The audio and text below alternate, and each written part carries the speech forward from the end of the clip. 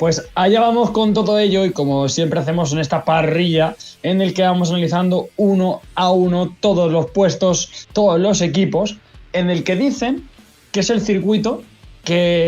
donde se hacen los test porque marcan que tu coche va a ir bien o va a ir mal. Y esto, viendo el revoltijo de lo que ha pasado este fin de semana, puede dejar tanto alegrías como decepciones a partes iguales. Pero como decimos, hay que llamar a la calma. Pero para eso vamos a ver cuáles son las situaciones de unos y otros equipos que nos han dejado el Gran Premio de Barcelona. Y comenzamos,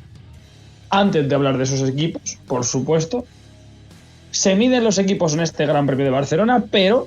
hay que medir antes al Gran Premio de Barcelona, que tenía varios cambios. Uno de ellos, bueno, varios, tenía dos, que eran las dos curvas que hacían la chicane del final, la del último sector. Y vamos a preguntarnos aquí en el día de hoy si estos cambios han servido para algo, porque si vemos una hoja, mapa de calor, como se haría en fútbol, por ejemplo, el punto rojo estaría en la curva 1 del circuito y poco más, donde vimos adelantamientos. No sé si te parece que los cambios de esa chicane, igual para la velocidad y para la clasificación, han podido servir, menos para el pobre Alonso en este caso, pero que no han servido de tanto como parecía a la hora de dar más espectáculo. Bueno, a ver, realmente es un circuito en el que se adelanta difícil y sobre todo con el tamaño de los coches, que no nos cansaremos nunca de repetirlo, que es un gran hándicap en la Fórmula 1 de hoy en día, y es un gran hándicap para los pilotos el que no haya más que una trazada y que si te sales de esa línea buena pues te metes en una pista muy sucia, como vimos durante todo el fin de semana, que en cuanto se salían un poco los pilotos había muchísima viruta de goma. Así que bueno, a mí me gustó la remodelación y el volver de nuevo a ese circuito convencional, ese circuito que pudimos ver en los 2000, el principio de los 2000 y demás, y creo que ha venido bien para ver adelantamientos en plena recta y poder ver un poquito de cómo llegan los coches pegados a la última curva, cómo tienen que trazar ese último sector muy rapidísimo, muy rápido, para pegarse y ahí realmente aprovechar la diferencia de velocidad que te aporta el DRS para llegar a la primera frenada o incluso antes, como vimos en algunos casos, por delante de tu rival. Así que yo, como digo, me gustó mucho el volver a ver este trazado, me gustó mucho volver a ver a los pilotos pasar a fondo por la penúltima curva y casi a fondo por la última, que eso quiere decir que están tomando riesgos. Ahí fue donde se salió Fernando y donde vimos también el accidente de Debris, si no me equivoco. Así que los pilotos tenían que tomar riesgos para ir rápido en ese último sector. Así que todo lo que sea en pos de la velocidad a mí me gusta. Y bueno, no sé si cumplió las expectativas de todos o no, no sé exactamente el número de adelantamientos que hubo, pero la realidad es que a mí no me defraudó el Gran Premio y no me defraudó la carrera como así esperaba con este cambio, porque la realidad, que ya lo hemos dicho aquí en infinidad de ocasiones, que esa chicane era horrible tanto en la realidad como en el juego virtual, porque era muy difícil de trazar. Así que ya nos han quitado eso y volvemos otra vez al circuito normal. Pues ha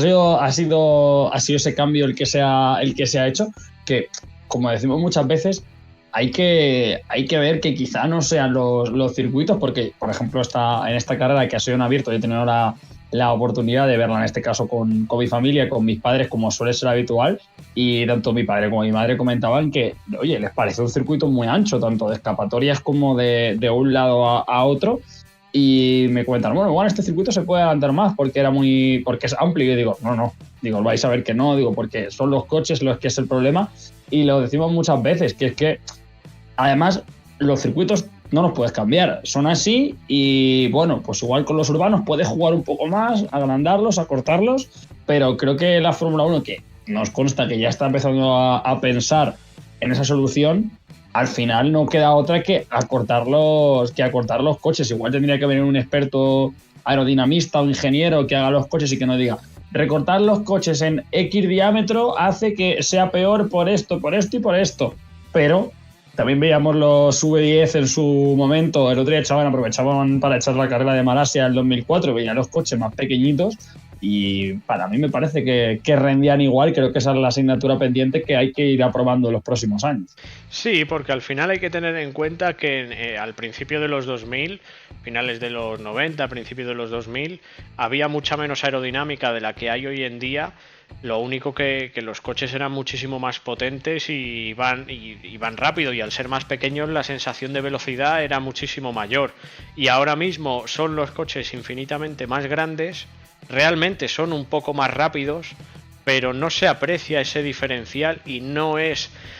tiene ese punto especial que tenía antes la Fórmula 1, que tú ibas a un circuito y te tenías que poner los tapones en los oídos para no sufrir lesiones y tal. Ahora mismo suenan, pues eso, lo justo y necesario para que no sea una carrera para sordomudos. Así que la solución y el remedio, yo sinceramente vuelvo a insistir en que está en recortar el tamaño de los coches, porque así lo hemos visto en el pasado, que los coches más pequeños hacía que hubiera adelantamientos en cualquier punto de cualquier circuito, y ahora mismo con la tendencia que se lleva desde 2007-2008 en ampliar el tamaño de los coches, vemos que en circuitos tan anchos como es el circuito de Barcelona, en Montmeló, se hace casi imposible tener dos coches en paralelo. Y ya no nos vamos a remontar a esa Fórmula 1 del pasado de hace 20 años más o menos. Simplemente viendo las carreras soporte de Fórmula 2 y Fórmula 3, este fin de semana ha habido momentos en los que había 3 pilotos, 3 monoplazas haciendo la trazada de una curva, en la curva del estadio, monoplazas adelantándose en cualquier punto del circuito. ¿Esto qué quiere decir? Que con coches más pequeños hay más alternativas y quizá podríamos ver muchísimos más adelantamientos y pudiéramos evitar tener esos trenecitos como el que provocó Esteban Ocon en Mónaco y que hizo que Fernando y Max Verstappen cogieran una diferencia abismal. Pues todo esto quizá lo podríamos evitar y podríamos ver más espectáculo, más riesgo, más adelantamientos con el tema del tamaño de los coches. Y como bien dices, y como creo que es lo suyo, poco a poco las mentes pensantes de la Fórmula 1 están caminando y están encaminando todo el trabajo en este aspecto, así que ojalá que veamos cómo se reducen y cómo vuelven un poquito a su tamaño natural, en vez de parecer camiones, que parezcan coches de carreras.